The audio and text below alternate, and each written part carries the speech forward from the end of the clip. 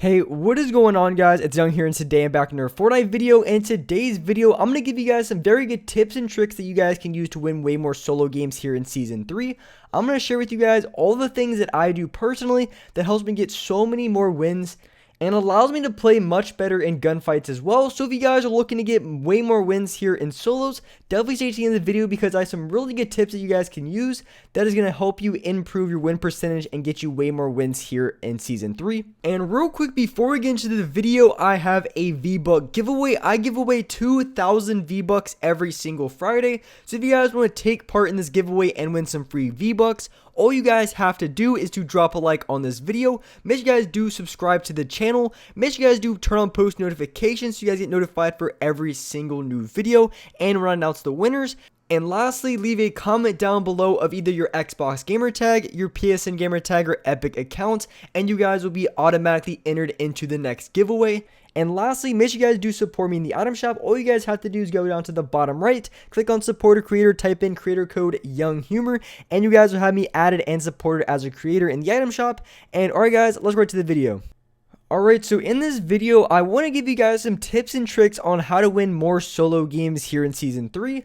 Now, there's a couple tips that I want to give you guys that I think is going to be the best tips to help you guys out quite a bit if you guys are looking to get way more wins here in Fortnite, because there is a couple things that I've noticed playing solo games. So every single day I play solos on stream, and I've been very comfortable with solos over the past few weeks. I've gotten a lot of wins.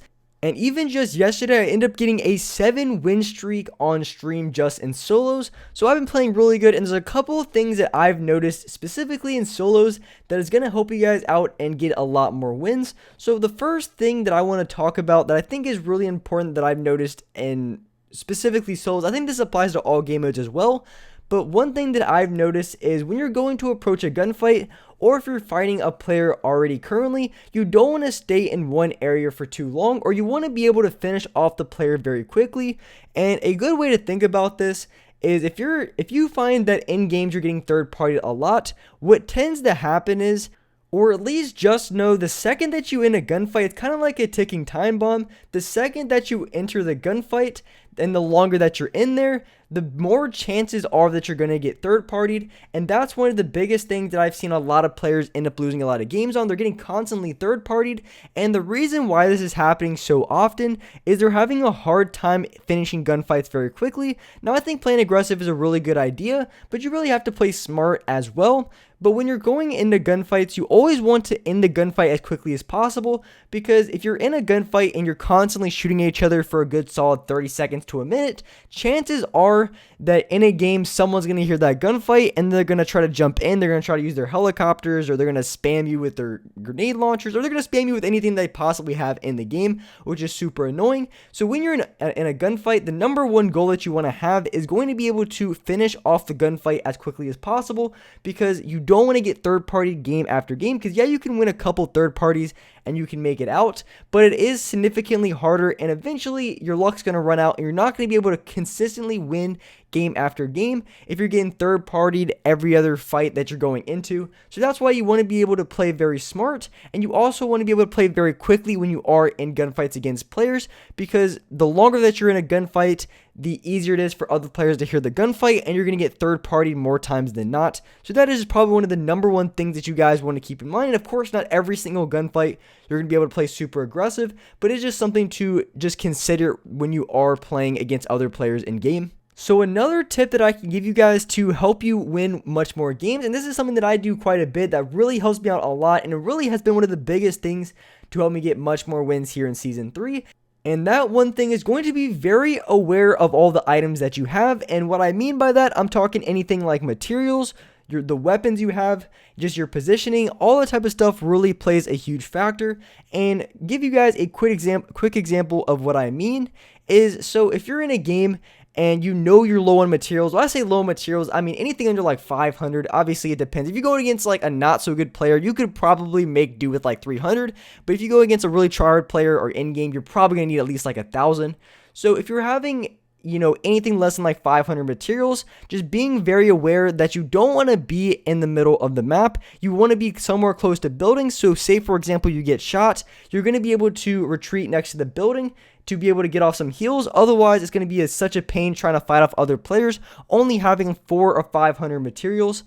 And just another example is maybe right off the spawn that you see another player get a much better loot than you. So maybe you drop down on the same building and then you get like like an AR, and the other guy gets like a attack shotgun. Obviously they're going to have a bigger advantage on you. So maybe in that situation you don't go for the push. Maybe you try to rotate around the building so you can find a shotgun as well. Maybe you try to find minis first.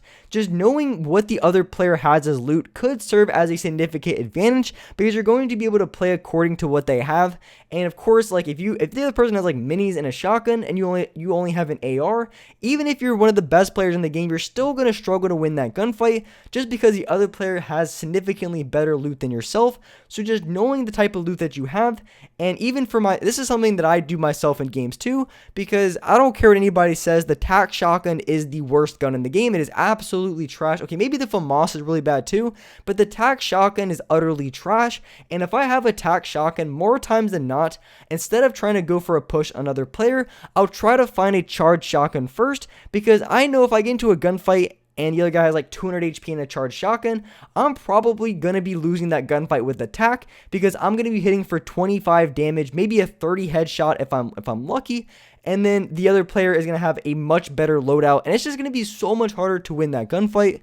So just really paying attention to the loot you have and then playing according to your positioning and everything like that is going to be a really good way to get a lot more wins here in Season 3, and just something that is going to make you a much smarter player. And so the third tip that I want to talk about that I think is important as well, and I'm going to talk a little bit about your landing location.